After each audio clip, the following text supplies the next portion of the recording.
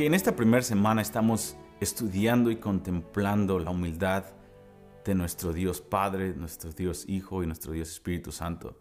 Porque la humildad que la Biblia nos ofrece y la mansedumbre que está disponible para nosotros por medio del poder del Espíritu Santo no es algo que podemos aprender en un patrón de conducta. No es algo que puedes cambiar hoy y tratar de comportarte frente a la gente de una manera diferente. Hay un elemento de eso, pero la humildad y la mansedumbre que estamos buscando, que está disponible en el Evangelio para nosotros, es algo sobrenatural, es algo imposible para ti y para mí en nuestra carne.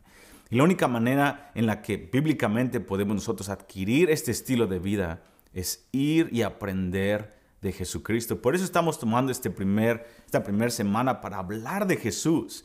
Y hoy quiero ir a muchas partes en la palabra de Dios para seguir explorando quién es este Dios humilde. Y ahorita vamos a empezar una introducción de la humildad de Jesucristo en sus enseñanzas.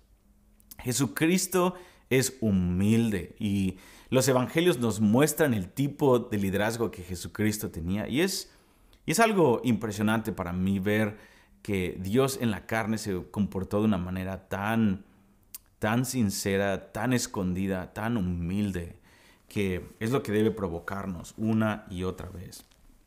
En Lucas 22:27, Jesucristo dijo: hey, los príncipes de este mundo, las reglas del juego en esta generación y en este mundo es de que el más poderoso tiene que ser servido por todos. Pero véanme, yo estoy aquí entre ustedes como el que sirve.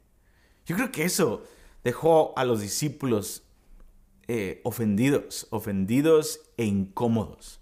La humildad de Jesucristo debe incomodar nuestra carne, porque nos quita de nuestros derechos, nos desbarata nuestra manera de pensar arrogante de que merecemos cosas. Y en la segunda semana de este curso vamos a explorar qué es la mansedumbre en sí, cómo nosotros podemos empezar a obtener estas cosas de una manera práctica, y vamos a poner ejemplos personales, pero vamos a ir a continuar con Jesucristo. Fíjate, en el Evangelio de Juan, por muchos teólogos, esto no es lo que yo digo, pero muchos teólogos que he leído en comentarios bíblicos concuerdan que el Evangelio de Juan es muy evidente. El Evangelio de Juan es una ventana a las emociones de Jesucristo. El Evangelio de Juan no tiene par en cuanto a cómo Jesucristo nos abre lo que Él siente, nos muestra lo que está en su corazón y nos dice qué es lo que estaba Él pensando cuando Él estaba moviéndose en poder o moviéndose en sus enseñanzas o moviéndose en oración. El Evangelio de Juan es una ventana al corazón de Dios. Y no podemos ver un ejemplo más consistente que la vida de Jesús como un hombre que se sometió a Dios. Jesús es Dios, Jesús era Dios, sigue siendo Dios, pero era Dios en los evangelios. Y aún así Él se sometió a Dios. Y como Jesucristo lo dio todo, el Padre no dudó ningún momento de hacer todo por Jesucristo. Jesucristo entregó completamente todos sus derechos cuando estuvo aquí en la tierra y dijo: Padre, no se haga mi voluntad sino la tuya. Voy a darlo todo por ti y voy a confiar en hacer completamente todo lo que tú me hagas sin ni siquiera preguntarte por qué. Simplemente voy a lanzar todo lo que soy y lo voy a entregar a ti. Voy a vivir como un hombre en la tierra sometido a mi Padre. Y el Padre dijo: oh, hijo, me encanta tu humildad. Por lo tanto, yo no voy a retener nada para mí. Yo voy a hacer todas mis obras y todas tus obras yo las voy a hacer a través de ti. Yo voy a respaldarte completamente. Y es uno de los principios que vemos en la humildad. Cuando nosotros decidimos soltar nuestros derechos, el Padre nos suelta toda su gracia.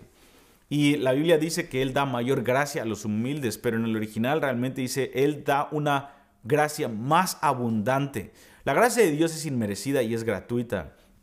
Pero la gracia de Dios no solamente es misericordia y que Dios tiene compasión de nosotros. Eso es parte de la gracia. Pero la gracia abundante de la cual la palabra habla es que Dios suelta todo su poder, todos sus recursos, toda su economía en gente que es humilde. Tú y yo recibimos una gracia una vez más cuando fuimos salvos y aceptamos a Jesucristo. Pero para caminar en la abundante poder y gracia y economía de Dios, necesitamos obtener esta humildad porque Él da la gracia abundante hacia los humildes. Así que vamos a ir a varias escrituras, solamente un versículo a la vez. En Juan, en el capítulo 5, versículo 19. Quiero que vayas ahí conmigo en tu Biblia. Fíjate la manera en la que Jesucristo describía su ministerio, sus enseñanzas, su doctrina aquí en la tierra. Y si Jesucristo caminó de esa forma, ¿cuánto más nosotros que no somos Dios necesitamos caminar con esta dependencia del Padre? Fíjense, Juan 5:19. Respondiendo entonces Jesús y les dijo: de cierto os digo, no puede el Hijo hacer nada por sí mismo, sino lo que ve hacer al Padre, porque todo lo que el Padre hace también lo hace el Hijo igualmente. Él no necesitaba ser original, no necesitaba aumentar cosas. Él dice, esto es lo que, como yo opero. Así es Dios. Yo opero sometido a la voluntad de mi Padre. Juan 5:30 más adelante dice: no puedo yo hacer nada por mí mismo. Según oigo, así juzgo, y mi juicio es justo, porque no busco mi voluntad, sino la voluntad del que me envió, la del Padre. Deja que estos versículos confronten tu corazón. Juan 5:41, Jesucristo continúa. Él está haciendo un punto y un énfasis muy claro para darnos un ejemplo a seguir. 5:41 dice: gloria de los hombres no recibo. Si eso fuera nuestra realidad, estaríamos en una comunión con el Señor de una manera más tremenda. Pero una vez más, esto está disponible para nosotros por el Espíritu Santo. Juan 6:38 dice Jesucristo: porque he descendido del cielo no para hacer mi voluntad, sino la voluntad del que me envió. Juan 7:16.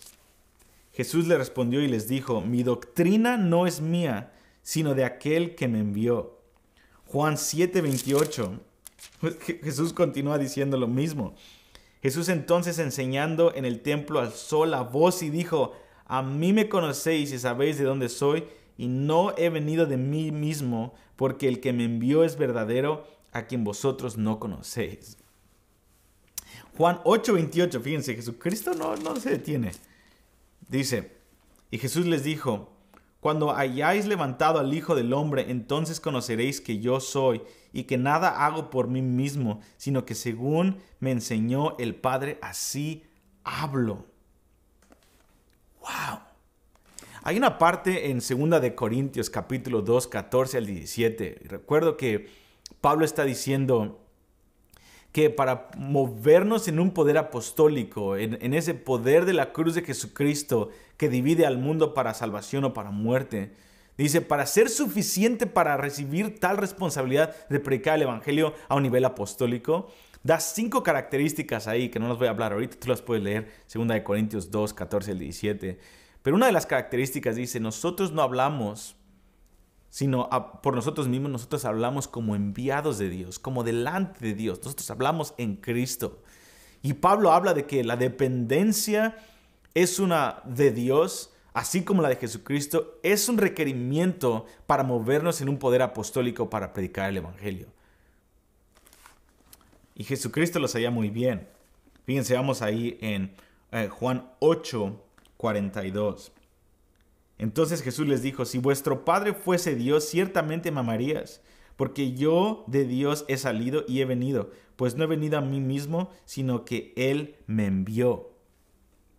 Juan 8:50, fíjense lo que dice aquí, pero yo no busco mi gloria, hay quien la busca y juzga. Juan 14:10, unos versículos más y terminamos. ¿No creéis que yo soy en el Padre y el Padre en mí? Las palabras que yo os hablo no las hablo por mi propia cuenta, sino que el Padre que mora en mí, Él hace las obras. Y podemos ver esto una y otra vez en la vida de Jesucristo. Y Jesucristo no tenía vergüenza de depender del Padre. Y hay una vergüenza en nuestra carne, por ende. Todos tenemos esto de depender y ser débiles, de depender de Dios.